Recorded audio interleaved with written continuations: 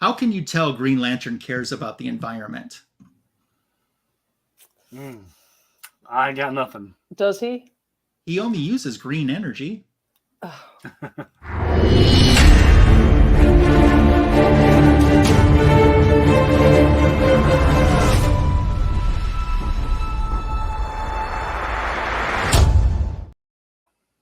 You found the greatest DC Comics show on YouTube. Thanks for stopping by Fanboys Live and the Retro Review. I'm Ryan Magic Lasso.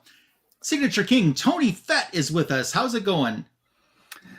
Good. It was a nice, warm weekend here. It was definitely nice to get outside with the family, do cool stuff. Very nice. And on behalf of Tim the Comic Collector, who's not here, and ComicFoo 2814, who's not here, we welcome you to the show. It takes one person to replace the two of them now. And she's back with us tonight. I'll do it. Let's say hello to our special guest this week, silver-haired Bronze Age babe. How are you, Sarah? You know what? I'm fantastic. We are, like Tony, we're experiencing a beautiful fall here in the Midwest. And the state of Michigan is now just showing off. I mean, we're at peak color season. Yeah. And it is just, and it's warm. It's been like sunny and 70 degrees for the past 10 days. So gotta love it. Yeah, seriously, I got no complaints. So. Yeah. Before we get started with the show, Sarah, I imagine you were watching the Rewind last week and you heard something about yourself at the end of the show, and you kind of went, and we haven't addressed that backstage or anything because someone shows up just a few seconds beforehand, so he doesn't want to get his behind whooped. What's going on? What did you think when you saw this, and what's going on? I thought that I think I know what's happening, and because Tony had said, "Oh, I'm mad at her." I'm mad at Silver. I did. You're right. I don't want to even mention her name because I'm mad at her. Clearly, the success of the Lions is your fault. Oh yeah, by the way, yeah, there it is. Nice. It's weird with Detroit 2 games up on the division. I'm telling you, we are king in the North, and here's the thing. You know, the NFC is like, we are absolutely on fire. Now, Chicago. Do you happen to watch the Chicago game just now, Tony? It's happening. Yeah, it's 15-12 is last score I looked.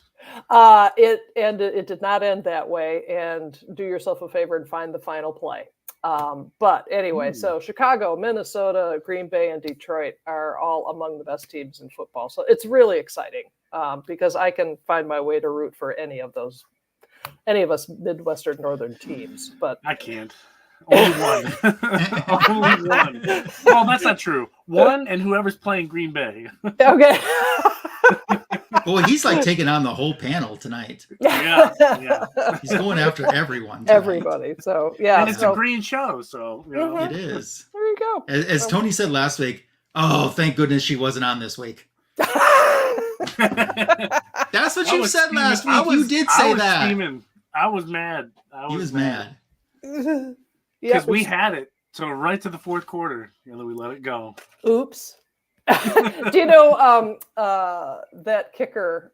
He was literally selling bricks. He was in the what's that funny football league, and fantasy football league? The AFL or XFL, whatever that is. And so he played for the Detroit Panthers, and he was their kicker, and he was really good. But then somehow he just wasn't playing, and so he was in Texas, and he was literally a brick salesman when the Detroit Lions called him and said, "Would you like to come to camp?" And he's like, "Yes." I was going to say, if he says no to that. And he has not missed a kick since. So I'm really sorry, Tony, but I'm kind of not sorry. All right. I guess it's okay. Yeah. This time. Okay. This time, it's okay. Yeah. Nice. We still got another game this season. We do. And it's in Detroit. Yeah, that might be a little hard for those Vikings. But I have to tell you, I've always loved the Vikings. From Fran Tarkington on, I'm if not the Lions, the Vikings. So there. I have a game-worn signed Fran Tarkington jersey. Wow, that's something. It's pretty cool. Yeah. And poor see Jackson Roy Kirk there. Hi, Jackson. And he's like, "Are you jokers going to talk about comic books or do we have to listen to football?" Yeah. Sorry. Moving on. Midwest football. Yeah. Right. Yeah. And welcome and meow to the Jackson Roy Kirk. If you're watching on the Rewind, thank you for stopping by. It's going to be a great retro review tonight and great show tonight. And we're happy that you're here. Tony, what's going on news-wise? I don't see a whole heck of a lot going on personally. Anything other than James Gunn announced that he was officially working on the Superman trailer. Okay. That was it. That's it. That was it. So, if you're looking for cool Superman news, I mean, you're in luck. We're in a weird phase. So, like, Creature Commandos, they've already done a whole bunch of Creature Commando stuff. That's coming out. They just announced the Green Lanterns cast and, well, part of it. The two main characters, at least. We don't know anything about villains. So, yeah, so we're kind of like in this like purgatory, waiting for something to pop. I thought I would jump back to a news story that we talked about last week, but since we have SHBAB here with us, I would love to get her thoughts on this, and I'll bring this up. You might remember we were talking about these action figures that are about to come out that are based on vintage Ben Cooper Halloween costumes. So what do you think about that? I think they're adorable. I'm all for it. It just looks so ridiculous. I know. It's so bad that I want to have it. Yeah, it's so bad. It's good. Did any of you pre-order any? I haven't pre-ordered yet, but I mean, I do see at least getting the Wonder Woman one into my collection. What characters do they have? So if I remember correctly, here we go. Okay. Superman, Wonder Woman, Batman, Batgirl, and the Joker. God, look at those. Yeah, Superman and Batman need to come be in my comic book room, I think. Yeah. Yeah. Because my Wonder Woman shelf's already full, so. Yeah. And they did, 13th Dimension did an interview with someone behind this, and they said, if these do well, not only will they continue the wave, obviously, but they might do some what ifs or reimagine, like ones that weren't Ben Cooper costumes, but if they were, this is probably what they would have. Okay, like a Ben Cooper inspired. Okay. Yeah, Ben Cooper inspired. So, hey, let's say hello to John's Comics with Kids, who stopped by to see us. Hope you're doing well, and hope you kick some behind on D&D tonight. And what type of candy are y'all handing out this year for trick or treat? They don't do trick or treating in my neighborhood. They don't. There's no sidewalk. We're in a community with no sidewalk, so the city says you can't have trick or treating. So we go to a family member just down the road. So we go there, but we're receiving candy. We're not giving any out. I got kids. Well, at our house, it's what SHBAB likes, so that means Snickers and Kit Kats. Nice. But I was at the grocery store the other day because we had company this weekend, and I literally had my hand out to grab like a bag, start getting bags of candy. I'm like, no. Because I have no control whatsoever. If it's candy and chocolate, I'm just gonna. Yeah. So you're saying you would make a terrible Green Lantern? I would. You have no willpower. None. Zippo. Between saving the universe and the villain's like, hey, Snickers or Reese's? I know. Like, oh man, I don't know. Between chocolate and baked goods, I'm gone. Oh yeah. Another reason why we're friends. Yeah. So. I was telling someone today, it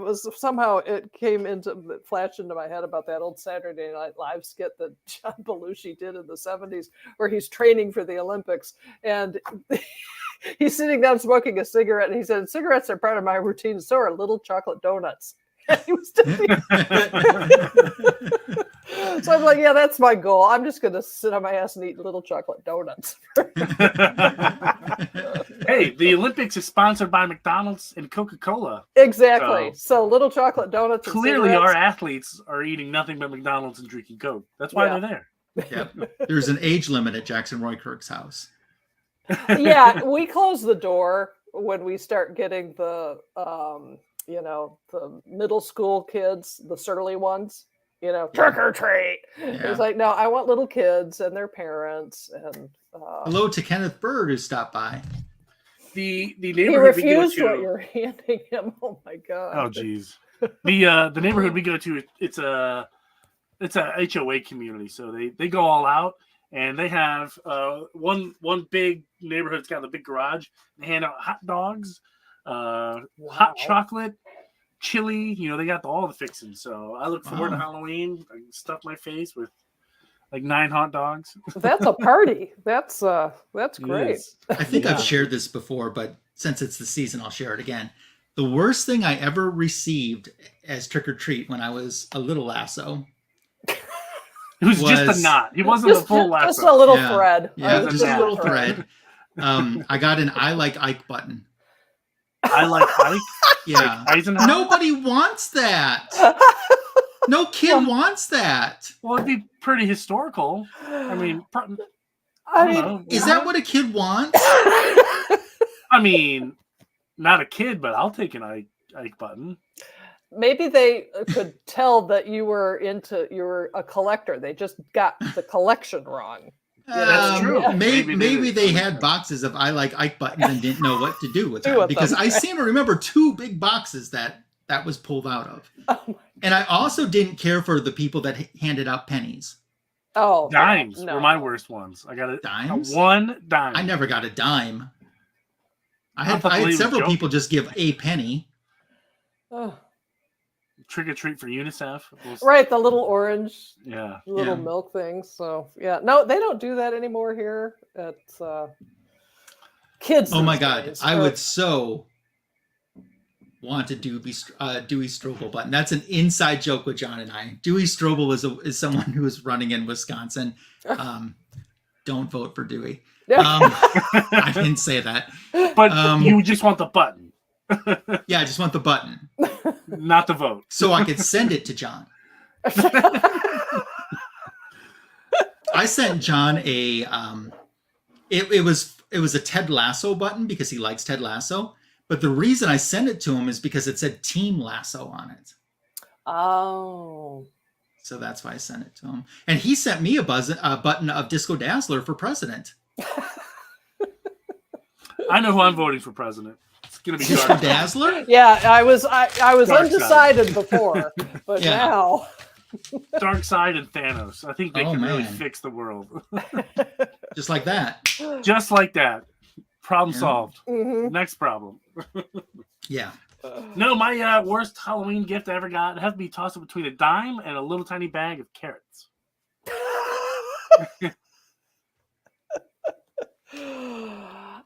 Anything that was like the hard candy. I mean, that's a hard no.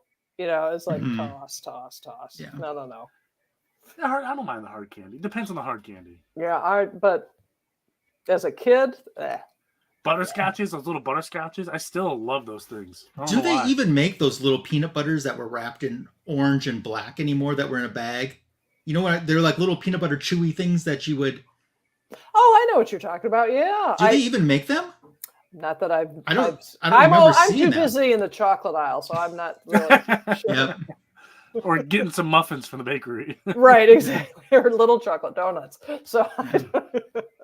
This is what happens when there's not much DC Comics news. Yeah, the show just goes off the rails. We're totally off the rails. You like us so far? Yeah. Thanks for sticking around. So, no other news then? Nothing else really? Because I didn't. I mean, I could say Absolute Wonder Woman is going into a second printing. I saw that. Oh, look at that! Wow. Let me make you big. It's pretty. It's shining. Yeah. I don't know if you guys saw that Batman, Absolute Batman #1 Noir edition. They're doing the same thing with Wonder Woman. They just announced that. And I believe Superman as well. I'm sure they're going to do Superman too. Yeah. But, hey, Gore, how you doing? Oh, not Section 8. Oh man. Yeah, well, since Lasso's kind of running the show a little bit, I mean, you might be waiting a while. Yeah, exactly. I can just pop that. If that baby starts coming up, that's just... All of a sudden, he's sick that day. Yeah. Technical difficulties beyond our control. Testicle difficulties. So, yeah. So tonight, some nights we put Silver Hair Bronze Age Babe on here and we say, Oh yeah, we've already picked the book, so you're stuck with Catch what up. we're doing. Yeah. Tonight is not one of those nights. Tonight is a night where we said, well, gee, maybe we should be nice to the guests like we usually are and let them pick the book. And we let you pick tonight. So tell us about your choice tonight and why you picked it. And Tony, you can pull up the assist while she's doing Okay, so I picked. I don't know if I've really talked about Neal Adams on this show before, but it was high time, and I was like, okay, what is a good thing that 3 people could talk about?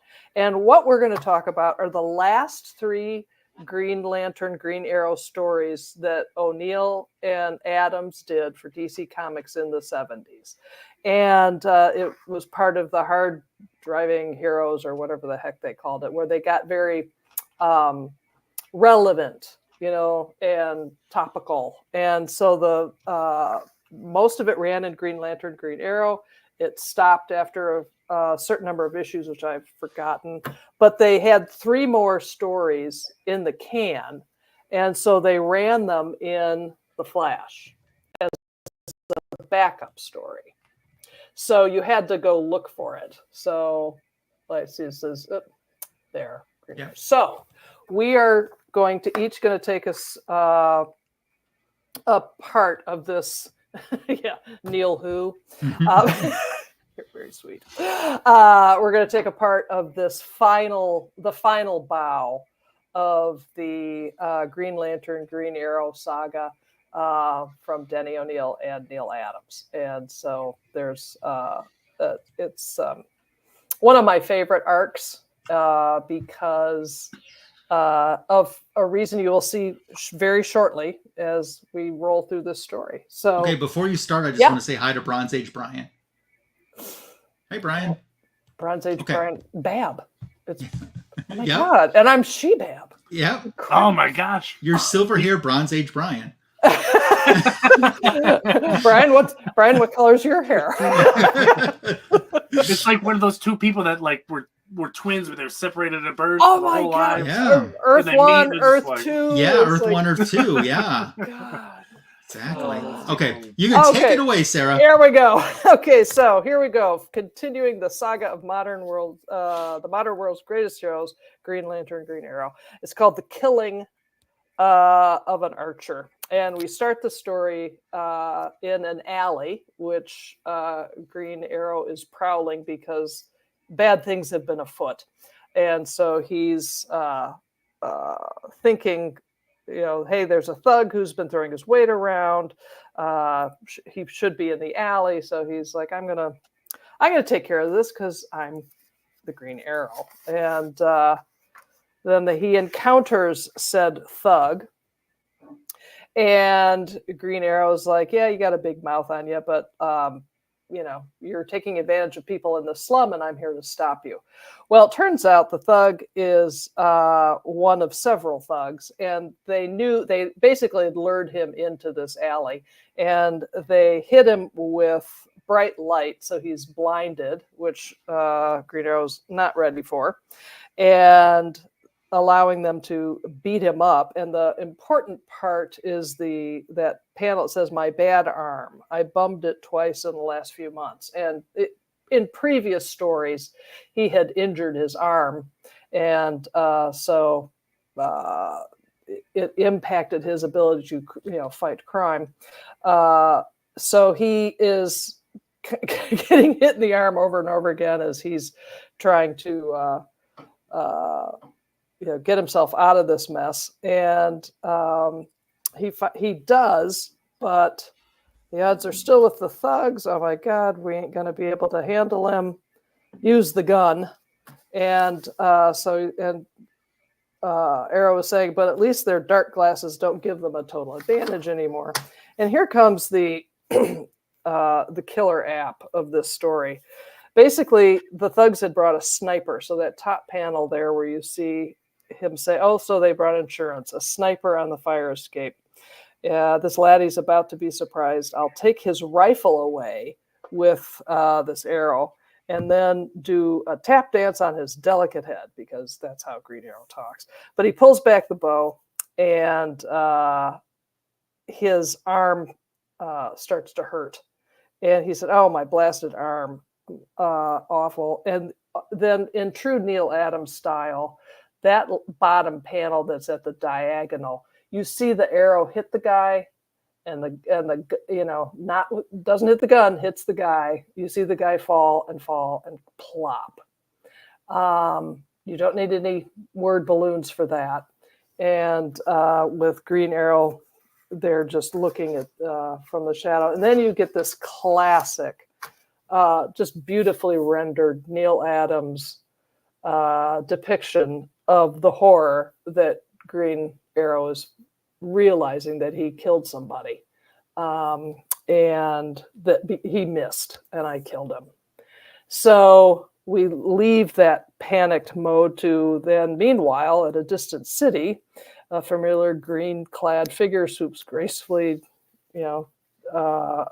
down into his apartment and says, "Oh, I enjoy being with Green Lantern, but it feels good to get back to being just Hal Jordan. And oh, by the way, because they've been on the road for months, and I don't have a job, and I should probably find one." But then the phone rings, and it's Black Canary, who is saying, "Hey, have you heard from our friend? Because he left me this strange message saying that he was telling me goodbye forever. I'm leaving forever, and so we gotta find him." So Green Lantern's like, "Okay, I'll zip over there, but first I have to fire up the old ring." And I'm embarrassed to say that I do not know the "in brightest day, in blackest night" thing by heart. I don't know if you guys know it, but I do. Oh yeah, okay. When you got to remember, we've hung around Foo longer than you have. That's true. Yeah. Well, I'm kind of glad that he's not in the show tonight then, because that would be embarrassing. Yeah, I hope he doesn't watch a rewind, does he? So no, yeah. No. So anyway, all the time. He watches it all the time. And so does Tim. Yeah. Go ahead. I'm sorry. Rage unsubs SHBAB's channel.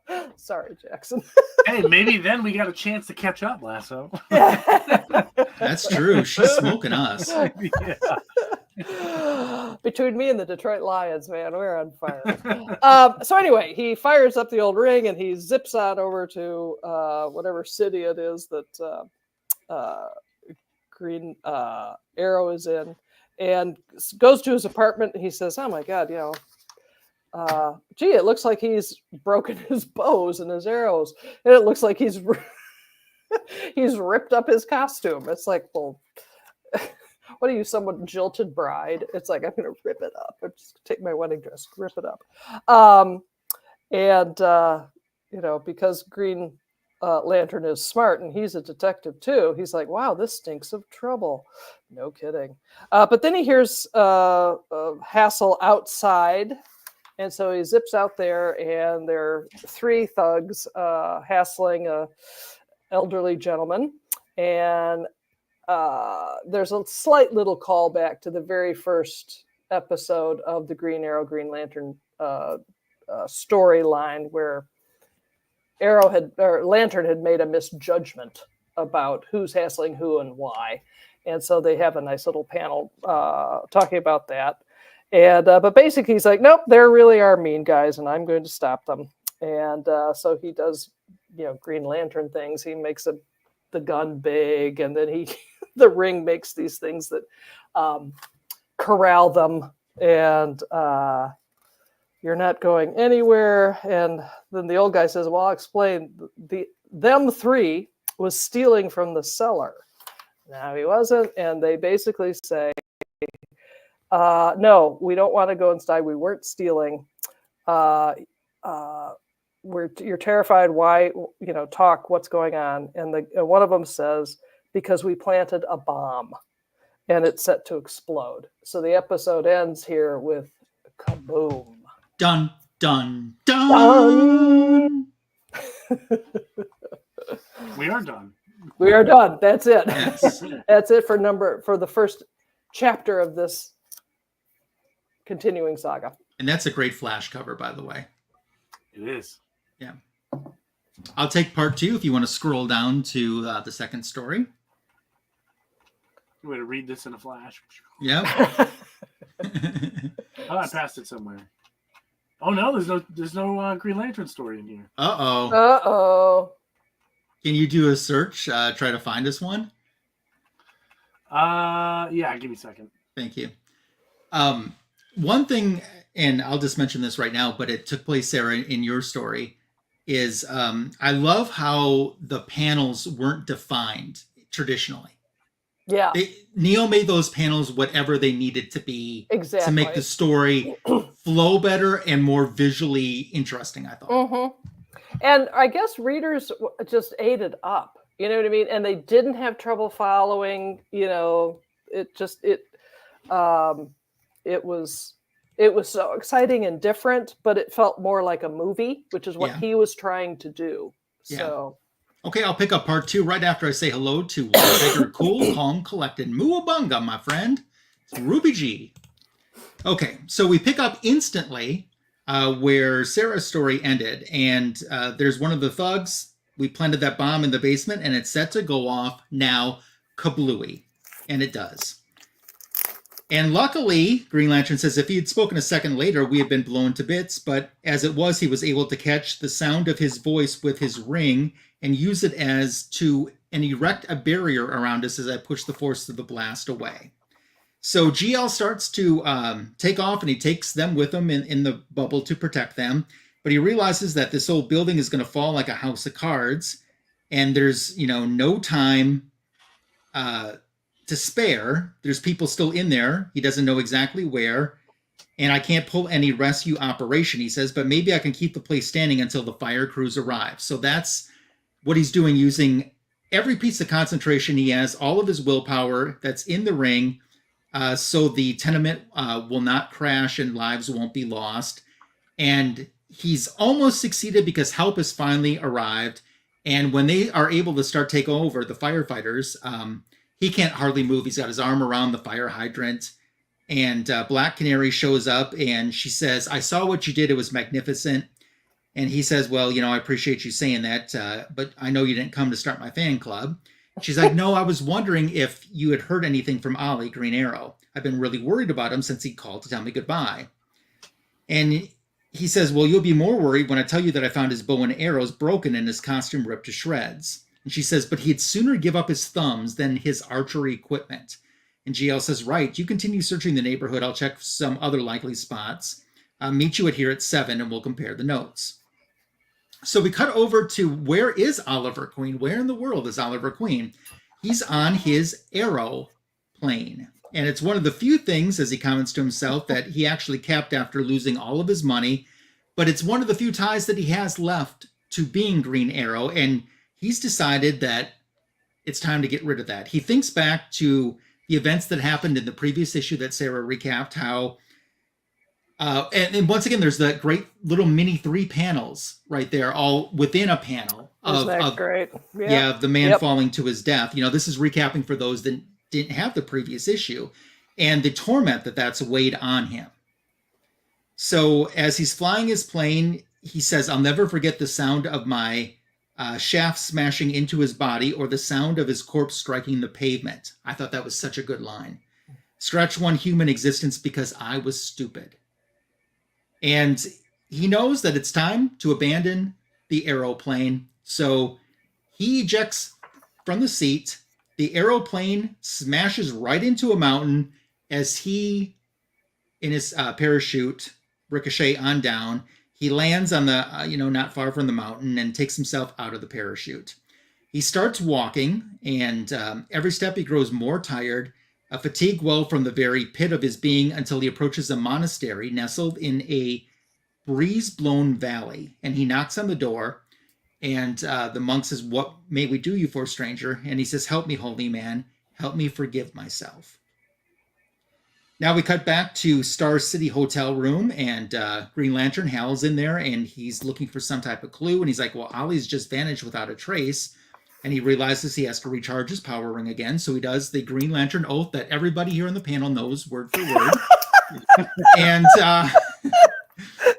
something light fight. I don't know. And now that he's recharged, he's like, it's a little bit early to meet Black Canary. It won't hurt to see if she's at our meeting spot. So he's like, no, she's not down there. There's this little boy down there, though. I'll keep buzzing around the city. And our narrator to the story says that, is a mistake, maybe a fatal one, for an hour earlier. And it shows Black Canary and doing her investigation, trying to find out where Ollie had gone. And she's like, I think I've stumbled into a nest of skunks. Assorted sneaky types have been drifting into this abandoned factory and they don't want to be seen. Something rotten is going on. And then she hears this woman's voice and she's like, that is Joshua's sister. She is Joshua was the high priest of hate, and this is her sister. And then the editor tells us that Black Canary met Joshua on Green Lantern 78. And it's like, if she's carrying on maybe she's carrying on her brother's dirty work. If so, I need to stop her. And she realizes the voice is coming from the top of the stairs, and she listens a little bit closer, and it is Joshua's sister, and she's saying to her followers, her supporters, we don't have to put up with it. The country belongs to us. A few of us have been trying to rid our homeland of these aliens, and we tried scaring them off, but we failed. We can't afford to go on failing. The only solution is force them out. And all of a sudden, Black Canary is caught and recognized, and they're saying, is she one of them? And Canary instantly says, no, I'm not. And she goes into full Black Canary judo fighting mode and, get your hands off of me. And they realize it's Black Canary, a traitor to our race, and, get her, do what you'll do to the aliens. And she starts out holding her ground pretty good, but more and more keep coming through. And one of them takes, it looks like a wooden crate, and smashes her right on the noggin with it. Ouch. And of course, that knocks her unconscious. And the guys pick her up, and under Joshua's sister's order, she says, take her to the roof. Maybe you'll accidentally drop the witch. It will be a good lesson to the aliens. So we cut to the top of the roof. And she's saying, don't wait, don't hesitate. Remember, you're acting in a noble cause. So he pitches her off of the roof. And then maybe my favorite panel in my story is this next one. There is this green arrow literally catching her in his hands. It's a projection of Green Lantern, who luckily was flying by the area. And he saw Canary being thrown off the roof. So he projects this huge green arrow to catch her. And they realize Green Arrow's here, and they say, run. And he says, sure, stampede like animals, because that's what you are. You abandon any claim to humanity. You might recall animals end their days on meat hooks. So he makes little meat hooks and strings each one of them up. And I love that. He goes down to check in on Black Canary. And she says, well, apart from my headache, that she's doing okay. Thanks for the last minute rescue. And he says, you rescued yourself by telling the boy in the street corner where you'd gone. When you didn't show, I landed and I got your message. And Canary says, between us, we've done everything except find our friend. And that's how portion 2 of this story ends. And I'll say quickly, hello to Warlord, who has chimed in and is hanging with us, which is awesome. And we have our good friend Tony, Old Wolf 65, here with us too. So we appreciate you spending some of your Sunday with us.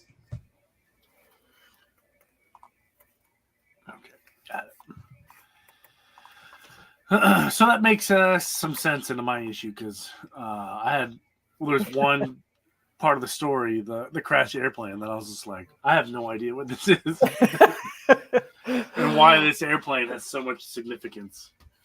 So I'm going to zip down here to this Green Lantern storyline. Looks like a fun Flash story. Maybe we'll read it someday. Okay, yep, here we go. It starts off here with the Black Canary using this really old piece of technology called a payphone. Where you put in a nickel and you can call anybody you want. A quarter if it's long distance. But anyway, she's using the payphone and someone crashes into it really bad. And Hal Jordan saw the whole thing. The police are there. And Hal Jordan asked the officer what happened. And this is one of the great lines. Some stoned nut on pills lost control of his car. Where's Lady Cop when you need her? I see. Lady Cop needs to be involved here. Yeah. No comment. But, hey, they narrowed it down. He was on drugs. He crashed his car. So he's like, They do some investigation. It turns out that Black Canary needs a full blood transfusion to live. Complete blood transfusion. So he goes and he charges up his battery. And he, according to Black Canary, that there was a big plane crash on the side of the mountain. So he's going to go investigate that real quick because it sounds like Oliver's jet. And he gets there and he finds some person sorting through the wreckage, picking up the scraps, and literally puts him in a salad bowl, a Green Lantern projected salad bowl, and starts to whisk him around. That's very creative.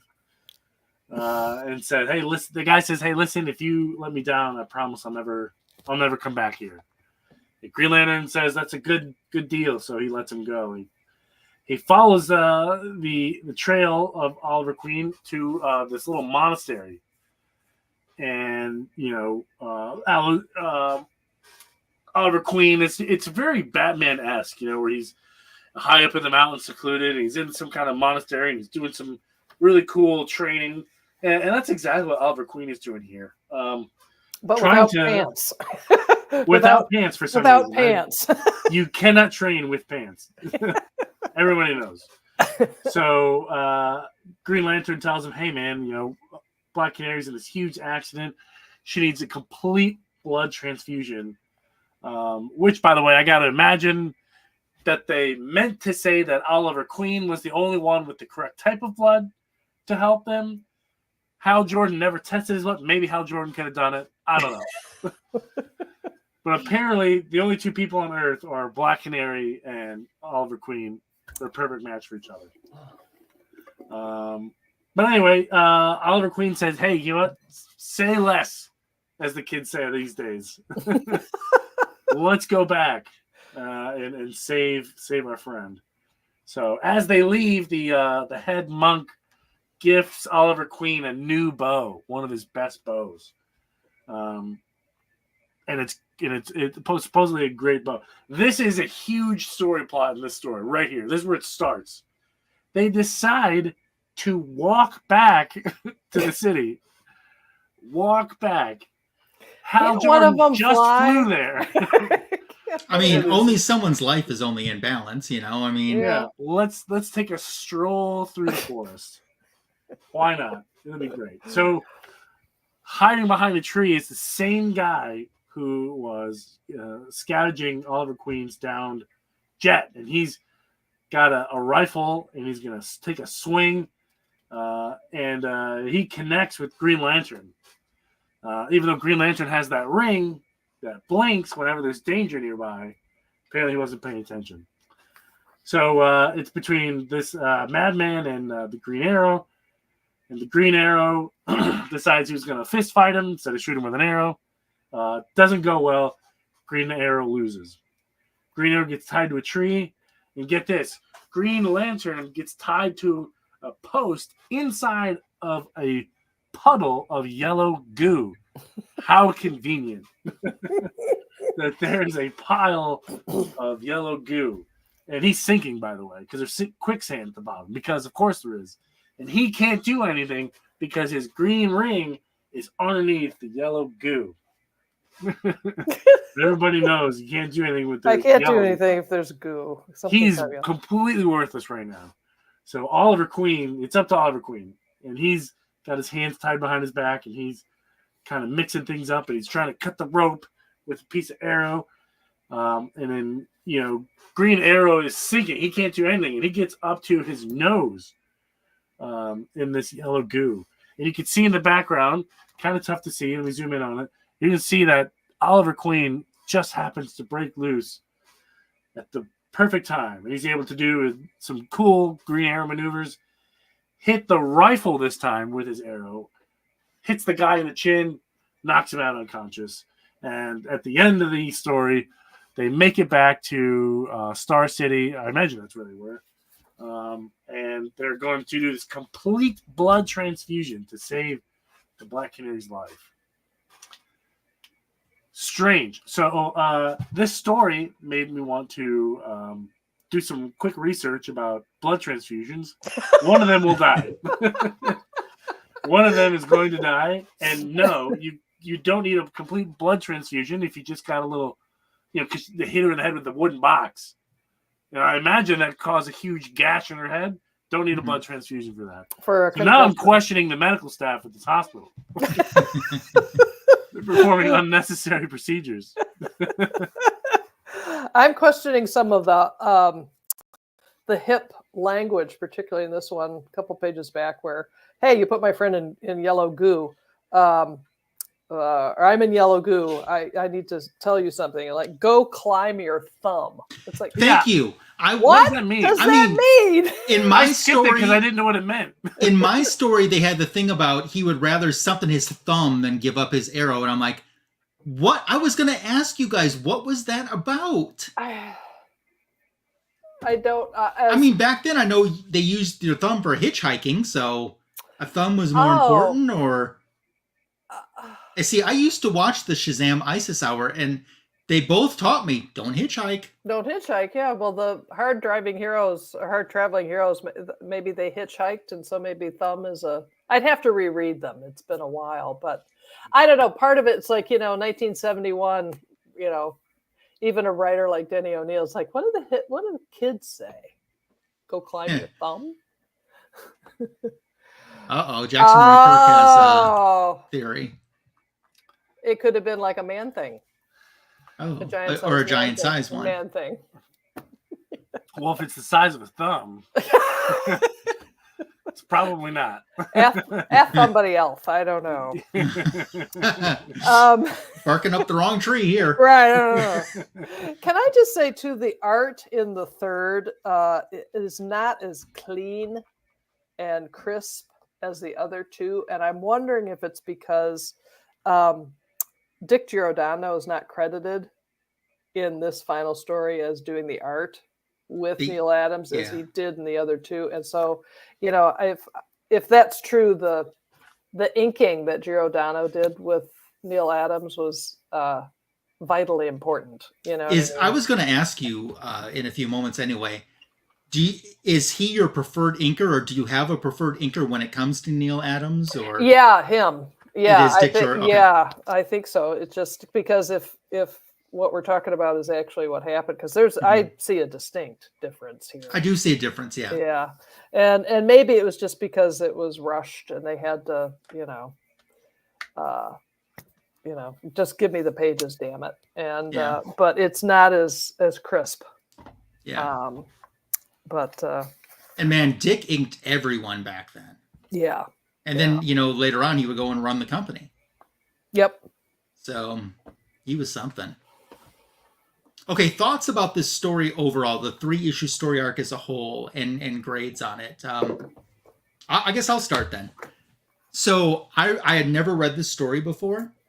I think had the Green Lantern, Green Arrow title continued, which it did a few years later, there was just like this 4-year pause. Yeah. I think had that continued, this would have been a more key remembered issue. I think getting thrown in the back of the Flash hurts the story. Oh yeah. And I like so much that Arrow takes so much responsibility for that huge action that happened, even though it was an accident. Although kind of at the end, he just he's over it by that time. I guess the monks have kind of free your mind and the rest will follow. But I like the story overall. 9 out of 10 for me. And I thought the art was superb. Yeah. Yeah. Shall I go? Go ahead, Tony. I'm going to give it an 8 out of 10. I like Green Lantern. I like Green Arrow. This is a pretty interesting story. Curious to see where it ends up. But, yeah, I like it. I like Neal Adams. So this is a good read. Flash looked good, I guess. But that's another review for another day. When did this come out? 1970 something? 72, I think. 72? Yeah, 1972, 72. 1973. Okay. Yeah. Okay, very cool. For some reason, I thought it was earlier than that.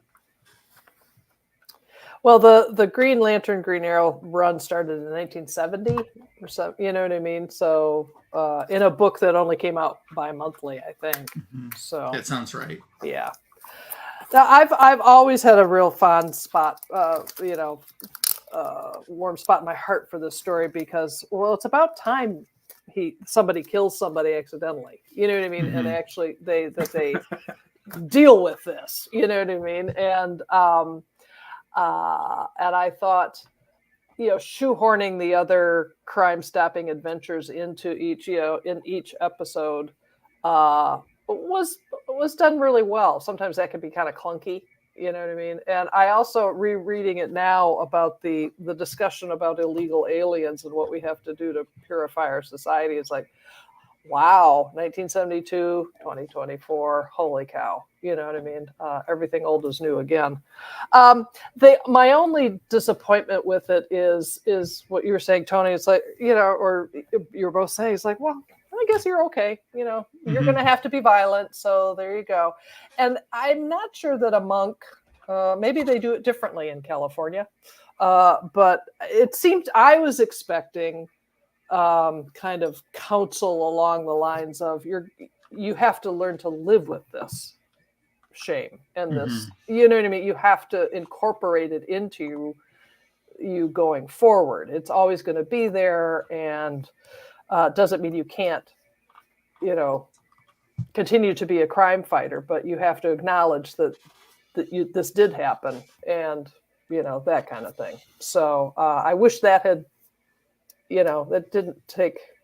I could do that in a one sentence. You know what I mean? Do you know that if this whole story was completed before they cut the book, or I thought it was at least the script. I thought the script was completed, and I could be totally wrong, but I thought what I've read is that Adams was so busy with art assignments then that he would get way behind. And so that may also account for the way the art is just kind of different. Who knows? Giordano could have been unavailable. You know what I mean? So, and maybe it was an inker that had never, just someone in the, the bullpen. But the Adams art is worth just, enjoying on its own too. So I've been thinking about getting those Jackson Roy Kirk. So that's good to know. Yeah. Yeah. It's interesting. They're good stories. And if you look at, a comic book trying to be relevant in 1970, looking back at it now, it's like, okay, it's a little silly, but the effort and the instinct and the intention is just spot on. So, yeah. So thank you for doing this. Thanks for asking me and letting us talk about it. Thanks for picking. I'll talk about Neal Adams till the cows come home. So yeah, wait till Foo finds out that he missed this. That we I had know. a Green Lantern show without him. I was kind of hoping he'd be here to just roll around, but I'm glad he's not, so that he knows. I don't know. In darkest night and he probably would have had heart palpitations. Right. It's kind of like you and me in a Wonder Woman comic book going like that. Oh yeah, I remember that day. It still comes back to me some nights while I'm sleeping. I wake up in a cold sweat. I go, is my copy okay? Oh my God, Jackson, come on, man. In brightest day, blackest night. SHBAB not knowing the oath. Ain't right. That's right. Words to live by. Yes, that's my new motto. I need to add it to my website. So. My dad has this really big beer opener. Like, it's got a big handle. It's made out of metal. He said he stole it when he was a kid in the 60s. He still has it. I stole it from him one day, and I went to an engraver and had in blackest night, in brightest day. No beer shall escape my sight. Oh, nice. That's great. He had no clue. He doesn't know anything about comics. So to him, it was just like, you try to be a poet now? Like, you stole my stuff and you vandalized it. Not only do you steal it, but you deface it. Yeah. What's going on? Cool. We're going to do the book show portion. Sarah, do you want to start out with us? Sure. And in addition to Book Show, tell us what's going on with your channel. If you have anything coming up or if you just released anything. No. Okay, well, that was easy. Yeah, I've got nothing coming up on my channel. I am still playing with shorts, which I'm really enjoying. Although, here's what I've learned about at least the watch numbers I get on my shorts. Superman, great. Batman, little lower. Other characters, not lower. so much. Not so much. So, okay, I have a question for you about that. Didn't you do a short or a couple of shorts of Wonder Woman in bondage, and they just took off for you like no tomorrow? Yes, but the reason was okay, because first of all, I did one this week, and it has 12 views. Just 12. Did you put bondage in the title? Yep. Oh. What about the hashtag bondage? Yes. Wow. I can't explain that. Well, who knows? Like, don't bury it yet, because look what happened to me. I had a short that was like 3 weeks old. It was sitting at like 500 views. Wake up one morning, it's at 30,000, and I get 100 subs out of it. Yeah, it exploded. Wow. Holy it exploded cow. literally overnight. I don't know what. I didn't do anything. I didn't change it. It just algorithm decided like, okay, you're up. I've tried that too. It's like where I get one where I think, oh, this is nice. It's going to be in my 200, 300 sweet spot. Maybe we'll get above it, and it'll just sit there at 30. And I've decided, like, no, I'm gonna wait it out. You know what I mean? So I'm not gonna plug the algorithm up with more. So let's just give it a few days and see what happens to it. But I'll give it 6 days. I've got 12 views. Okay, well that's not good. No. They say it's averaging 2 views a day. Oh, and at one point, and I don't mean to take away from your book show, but at one point, it had 12 views, and then it went down to 10. And now it's back up to 12. Someone came back and said, I'm taking this view back. No, I don't spend want it somewhere else. It lost 2 views, and I'm still trying to figure out how that happened. Was it really that bad? Did you get any thumbs down? I didn't look.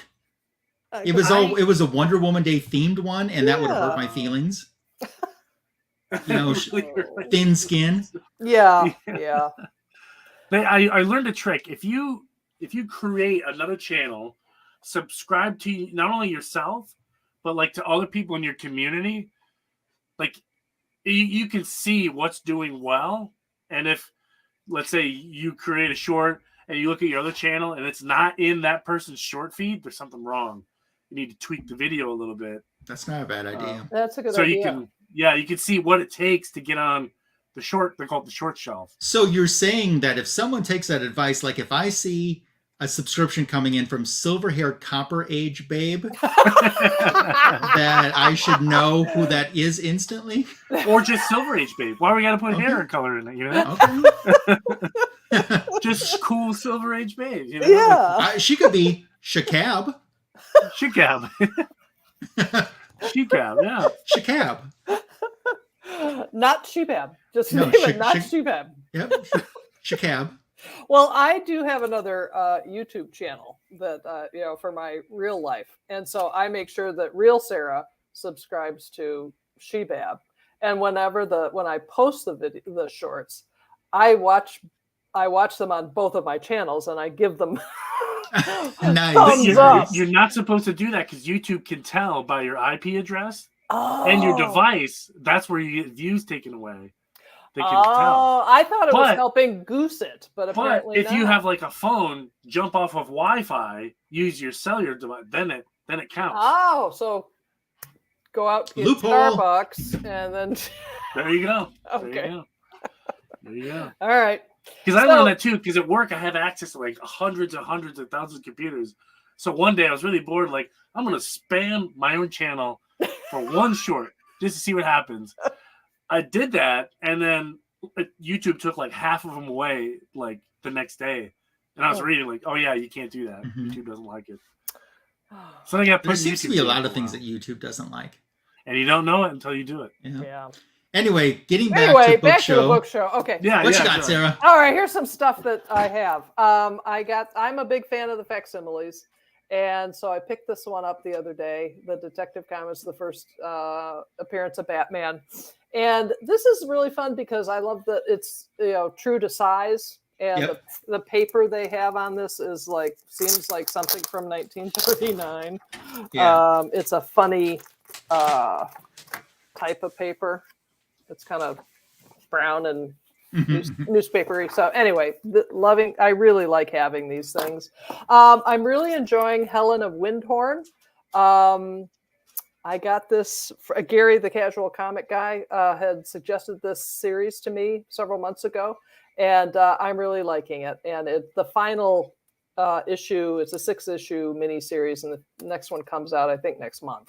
But it's written by Tom King, who is writing my other favorite series, which is the current Wonder Woman. What did you think of that issue? I loved it. I thought it was great. I think, finding out how Themyscira IVF is really interesting, So what I didn't realize, because I wasn't reading them because I don't like stories with little precocious children. Yeah. The Trinity stories that had been the backup stories in this book, for several months, I didn't realize they would be relevant.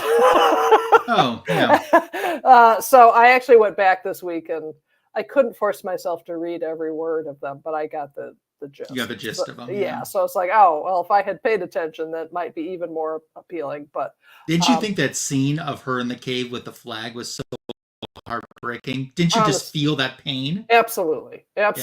And I loved that final conversation she has with Steve on the River Styx or wherever the heck they are. Mm-hmm. And it was just so true to the characters that he has created in this thing, and very true to what I think a real people would say to each other in that kind of situation. So I'm really liking this. I hated the 3-month break. I didn't like that either. I didn't even keep those issues. It's like, I don't even want them in my box. Yeah. I don't understand it. I don't get it. The other current thing I'm reading is Gotham by Gaslight. Mm-hmm. This is a variant cover for issue number 5 by Alex Maleev, and I love it. I think it's beautiful. Just a really lovely piece of art, and I really get a kick out of this series. Batman and basically the entire gang, if you were in the 1800s. So neat stuff. Enjoying it a lot. And then my comic book shop took care of me and ordered this for me without even asking me, and I'm glad they did. So the Lois Lane. So this is Superman number 19. That's the variant, and this is, I guess, the A cover, where Lois Lane is turning into Superwoman. Nice. And it made me dig up from my collectible items. It's not the first time that Lois Lane has become Superwoman. First time was like 1940 or something. I'm not a big fan of the idea of turning Lois permanently, giving her superpowers, because I've always thought that her superpower is being grounded. And I mean that in every sense of the word. Like literally she can't fly. But she's a grounding thing for Superman, and that's so important. You know what I mean? I mean, if everyone gets superpowers, that's why I loathed later seasons of every CW show in the DC universe, because at some point everybody had a costume and everyone had powers, and I thought it was no. So I actually want to jump back to the subject of Superwoman in a moment, but I want to grab something when I jump back to that. So in the meantime, I just won't pay attention to what Tony shows, and we'll just go to him. So, Tony, what's going on with your channel? Why would that be any different, right? Why should this week be any different? What's going on in your channel? What do you have for a book show? On my channel, well, that all depends. My short is still, I got 8,000 views on it in the last 48 hours, so I'm letting it ride. I'm up like 125 subscribers just in the short few days. I'm 991 subscribers, so I'm come on very in. Close. You'll like the 1,000 pool. It's really water's great. I'm getting closer, so I'm gonna. If my short continues to do well, I'm gonna back off. I heard like if you have one that's kind of riding some kind of tsunami, don't change anything, don't upload anything, because you'll pull it out of the shelf. Oh, well, just let it sit. So I'm going to let it sit. But if it dies, I did get my books back from CBCS that I submitted to Baltimore Comic-Con. So we'll go over those this week, maybe. All depends. But for book show, I brought, this is the oldest Green Lantern I have in my collection from 1964. Oh, nice. Yeah, this one was a gift from Tim the Comic Collector when we met up in St. Louis. So didn't he used to be on the show? Yeah, he did at one point. You're right. Oh, okay. And for a signature, I have this little tiny baby comic. I know that comic book. I know what that's from. Yeah, signed by Joe Stanton. Mm-hmm. Oh my God, it's adorable. Who I kind of felt bad because he really had a hard time. He's up there in age, so he really had a hard time like signing it. And I was like, I'm never gonna do that again. That felt really horrible. Way to beat up an old man. Do you want to tell people where that comic book came from? You don't know. Yeah, I mean, I remember it came from ComicFoo. No, but I mean originally where those, because there was a series of those little ones where they came from originally. I don't remember. They came with leaf candy. They were packaged inside with some leaf candy.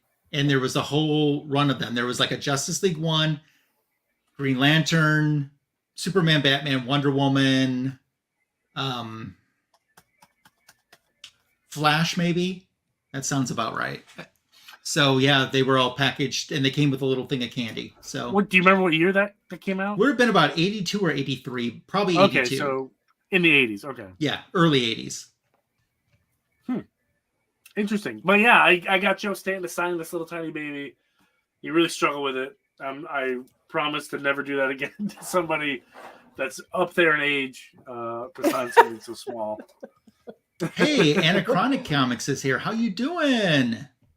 Thanks for stopping by and seeing us. It's He's awesome. the dean of the college. He's awesome. He was in the chat too when I was on 1011, the Wonder Woman edition with Gary B this past week.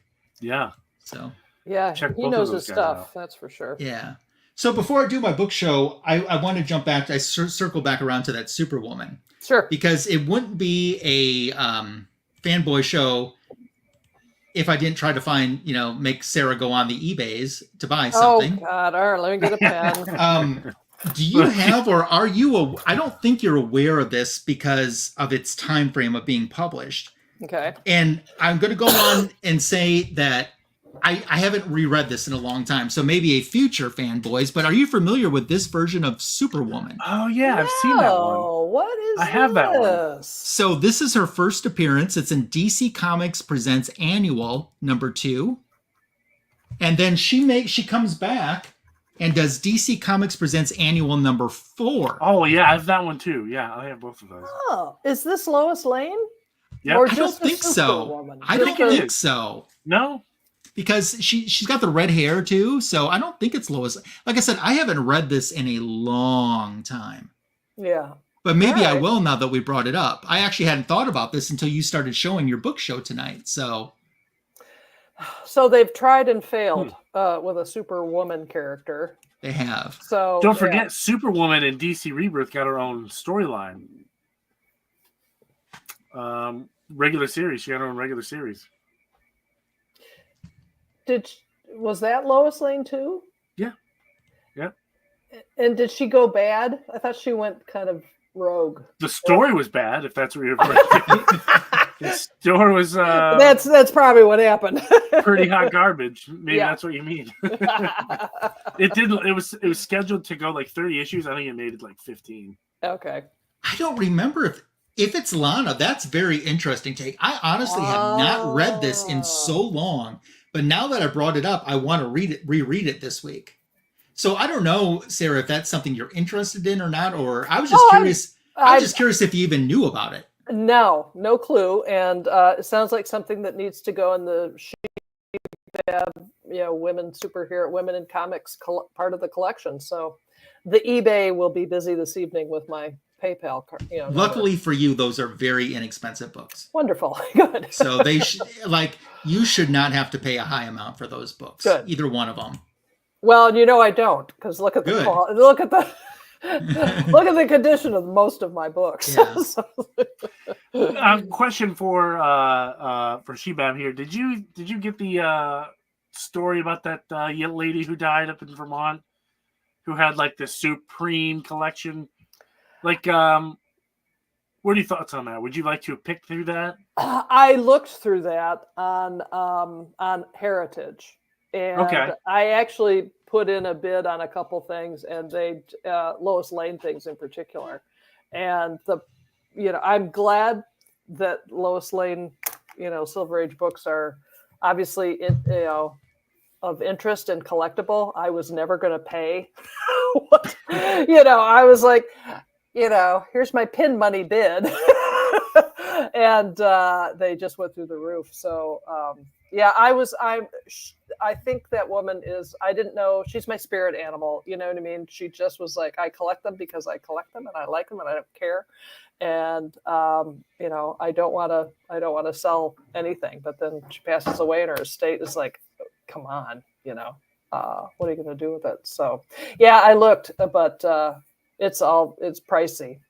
So interesting. Yeah, that's. I wonder if looking, if she could, down from heaven, see her family member sell or life. I know it, and that's I would imagine that it's like and that rolling, that rolling sound is her in her grave going, "I told you guys." I went on public television saying I didn't want it broken up. It's going to the wind. Yeah, that's why you put it in a will, people. Will, because then your family can't do anything if they don't, They can only do the thing you tell them to do. They can't go beyond that. So. Yeah. Well, I'm leaving everything to Magic Lasso. So yes, I may not be anywhere near 1,000 subscribers, but I won. So let's circle back around to that. How's come I'm nowhere close to 1,000 subscribers? This is the nice part where you come up with other reasons to say because you suck, and people aren't engaging with you. I'm at 800. It's stupid. It makes no sense that you're not. I mean, I'm happy for both of you. I sincerely am. SHBAB, you came up, smoked both of our asses to the finish line.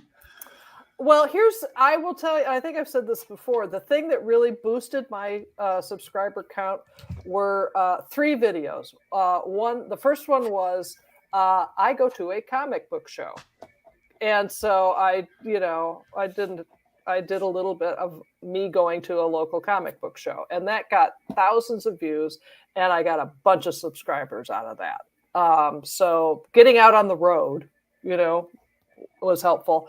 And the other thing, when I was selling off some of the collection this summer, I did 2 videos about that, and I got some subscribers out of that too. But primarily the shorts and the I go to a comic book show is where it all came from. You do something that Lasso refuses to do, is add music to your shorts. Won't do it. He won't do it. Why won't you do that?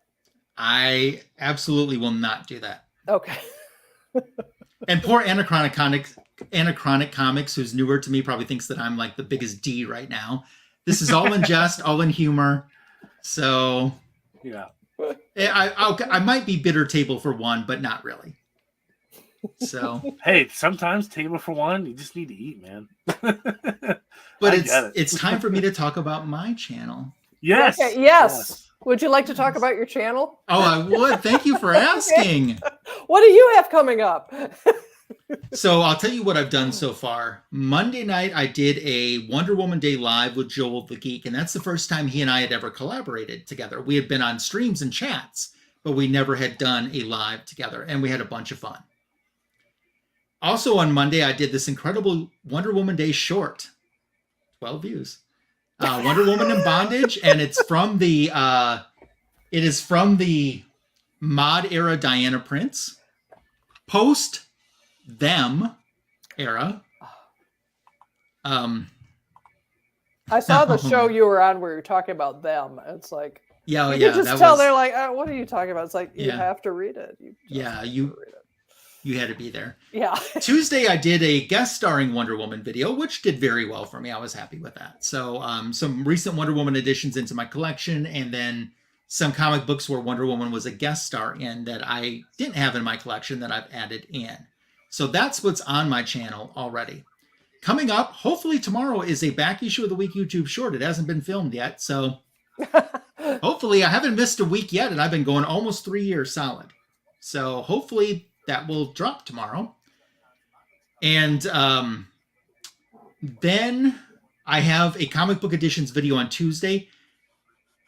It's a 50-50 chance that the video that comes out on Tuesday could change, because it's already changed since what I promoted earlier this week. So it all depends on if something comes in the mail tomorrow or not. Okay. Either it's going to finally be my Dazzler commission unboxing, which probably won't be what it is. Neat. Or it's going to be an all DC haul with some SDCC exclusives in there, a book that SHBAB showed tonight already in her book show, and 2 books on my want list that involve Neal Adams. Oh! So it's just a matter of those videos. Either one will be this week and one will be next week, or vice versa. So it's just a matter of, but I think the DC one will actually be on Tuesday. Great. If I interrupt.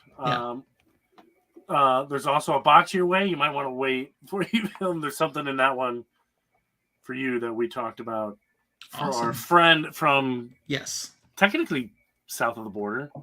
Literally. Yeah. I got a Brazilian friends. You do? Yeah.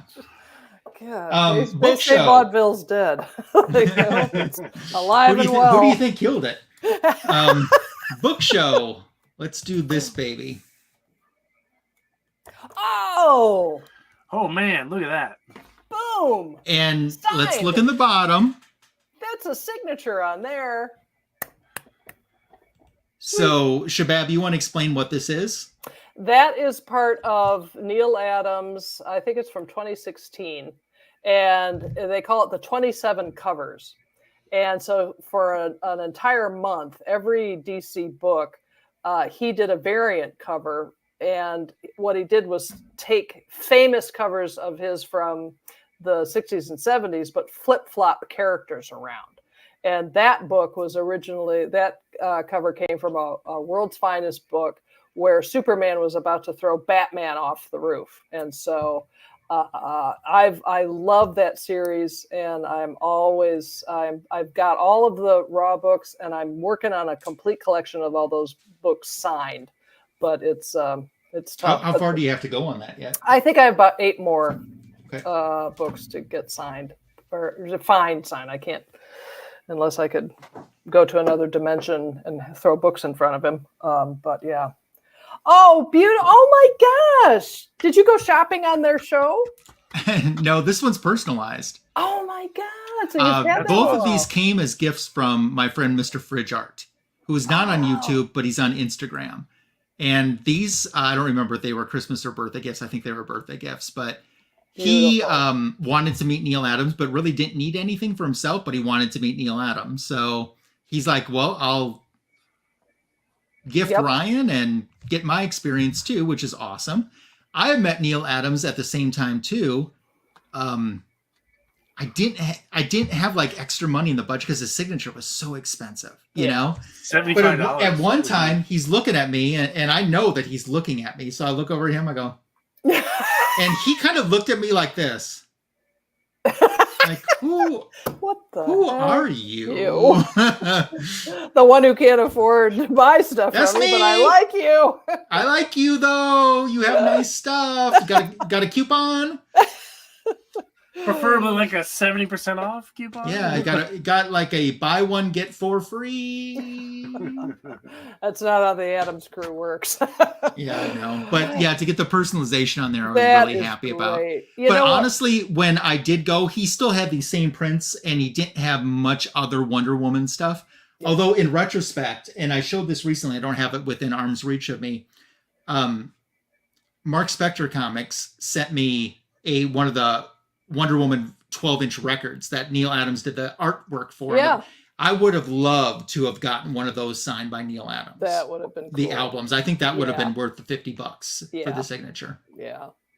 You know, those prints frame up beautifully. Even cheapo prints, even cheapo frames from Amazon. And not that we don't like looking at the wall behind you, but, you know.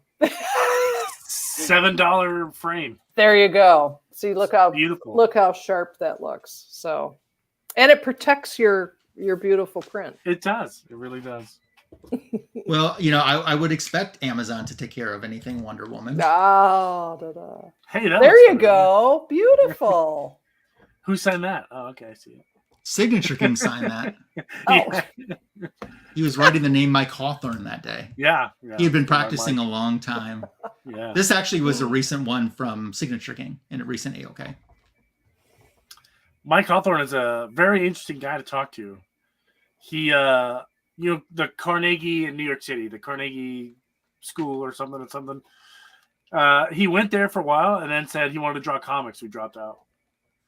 I was like, you dropped out of Carnegie to draw comics, like. Yeah, I'm sure your parents were thrilled. Like, you're doing what? That's incredible. Like. Well, since we're showing signatures, I have Tony actually to thank for like thinking about signatures as their own thing and how cool it is. One of the other artists I like is Alex Ross. And so I got this thing.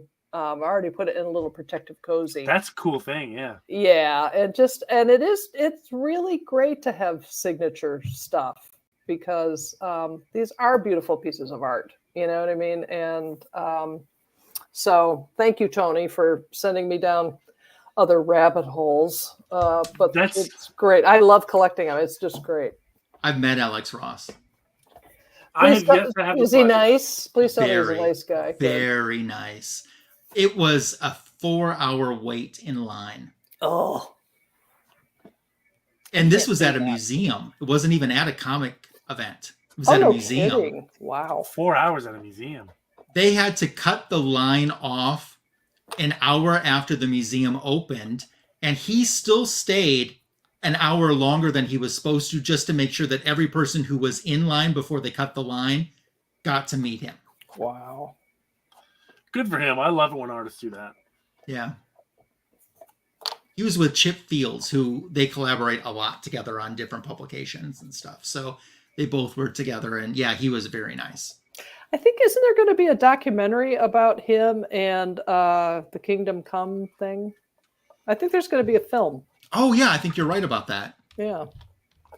Which would be wonderful. Yeah. Chip Kidd, I'm sorry, I needed to correct that. Chip Kidd was with him. Chip Fields was Kim Fields' mother from The Facts of Life. So Chip Kidd was with him. I just wanted to correct that. I was just pop culture for 200, Alex. Yeah. Yeah, and had he not extended that extra hour, I wouldn't have made the cut because I fell after the time. Even though, and I drove, a good distance from another state to come in just for that. Wow. And that would have been heartbreaking. So, yeah. Very nice. Oh, you backed it, Joe. Oh, that's great. Good for you. Yeah. You're a good man, Charlie Brown. I just know it exists. You have the money? Are you kidding? Yeah, see, Jackson same way, and I'll watch it. He backed it. He's watching it. All right, yep. Jackson and I know our role. That's right. We're role playing. There are backers and there are watchers. Exactly. Yeah. Well, Silver Hair Bronze Age Babe, always a pleasure to have you on the show. Thanks for staying up past your bedtime to hang with some boys. Bobby's here. Hi, Bobby. Bobby. Well, thank you, Jeds, for having me. I love hanging out with you guys. I always do. The chat, the people in the chat are some of my favorites. So thank you all for showing up. Mine too. Yeah. There is a link in the video description. If you're not subscribed to these awesome people, please do so. Signature King is so within spitting distance of hitting that 1K, and please help him out a lot if you can, because that's like achievable in the next week. He's that close. So yeah, please help him out if you can. Yeah, and you can subscribe to the folks that are supposed to be on the show that haven't shown up in a long time either, although one of them has an excused absence. But links for everyone are in the description for this video too. Sub everyone up. Do not rage unsub anyone. I kind of want to visualize a rage unsub. They're just slamming their mouths. I'll show you. Yeah. Giveaway when I get down to 400 subscribers. The reverse giveaway. If it was a reverse giveaway, people are giving you stuff they won back. Yeah. It's like Bizarro giveaway, Bizarro sub. Oh my God, that would be, you know what? That would be an amazing piece of artwork or something. Bizarro with like a YouTube comic book channel, you know? Right. Me give prize away when get down to 400 subscribers. You know, it's like current like 4,000. Right. You know, me thrilled. Short only get 12 views. Yes, exactly. See, the algorithm is weird. I don't understand. Half the time, like I had one video take off and do really well, and then we have like our friend Mike from Sig Slayers. He's on YouTube 2 months. And he's over 2,000 subs. Oh wow! Okay. He was on the show. Clearly, he didn't carry us with him. So no, he left so fast. But I had a great time with him on the show. He was really nice. It's like the silhouette of his dust, is like he's still there in his spot. Yes, that's a great idea. Jackson's on it. Jackson is on it. Yeah. And he has an unsubscribe button. Like right. Yep. With a thumbs down. Yep. Me got 14 thumbs down. Don't forget to dislike this video. Yeah. Hit that unsubscribe button. Yeah. Mm-hmm. Algorithm hate me. Yeah. Oh my God, you guys. Great time. So, Sarah, start thinking about next time because you will be back on the show. I mean, you're very kind. Start thinking about what you want to do. Against your better judgment, you're going to have me back. Yeah, exactly. So, shall we make sure it's around the Super Bowl time, Tony? Oh no. No. It's funny because I had my annual checkup and the doctors they're talking to you about how you're feeling. One of the things they ask them out always is are you feeling depressed or whatever. I was like, what are you talking about, Doc? Feeling great. We're 5-0. 5-0. And now if it was today, it would have been a different conversation. And I'm like, there isn't a pill behind you that'll fix me, Doc. But thanks for asking. Yeah. Everyone have a great, safe, happy, and successful week, and we'll see you next week for the next Fanboys Live, the Retro Review. Take care. Bye. Thanks all.